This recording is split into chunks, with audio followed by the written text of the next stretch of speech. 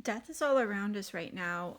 It's in our schools, our churches, high profile people, the Middle East.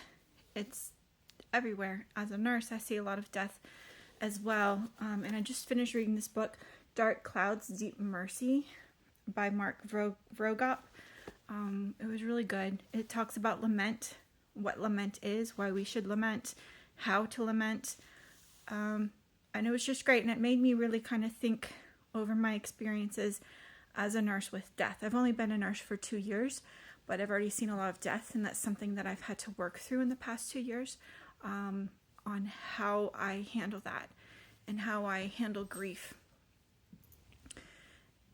So yeah, I see people die sometimes on a weekly basis, at least a monthly basis. And sometimes I listen to them die. And this is in the nurse assessed deaths where we know that they're going to die for hours, sometimes days, and we're expecting it. And I've actually listened to somebody take their last breath and then pronounce time of death.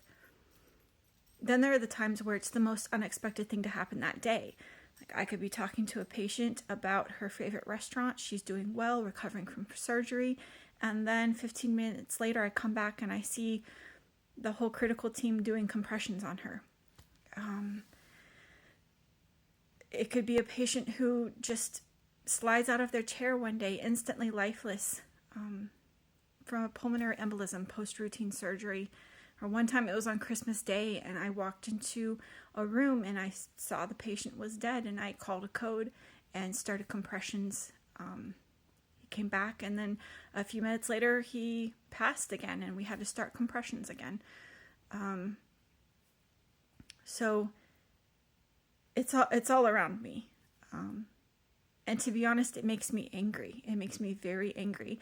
And I get angry at death for different reasons. Sometimes it's because the family didn't want to allow a friend or a significant other in the room with their family member. And so when the family leaves later, I have to be there to bring comfort to the girlfriend or the friend or whoever and hold them as they cry.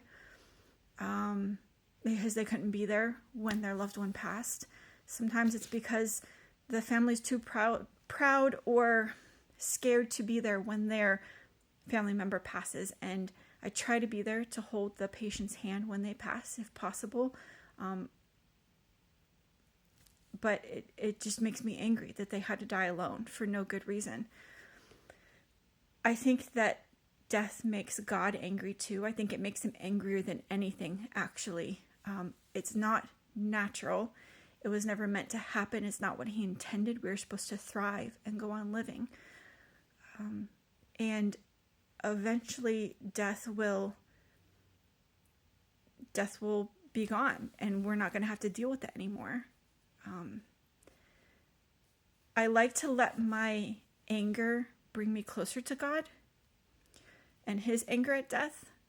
So sometimes on my way home from work, or if I'm sitting outside the house trying to process the day and I'm quiet or crying, I imagine him putting his arm around me and saying, I know, me too. And then I go inside and I hold my daughter as she talks about the game she made up at school or what she wants for Christmas, even though it's only September and life goes on.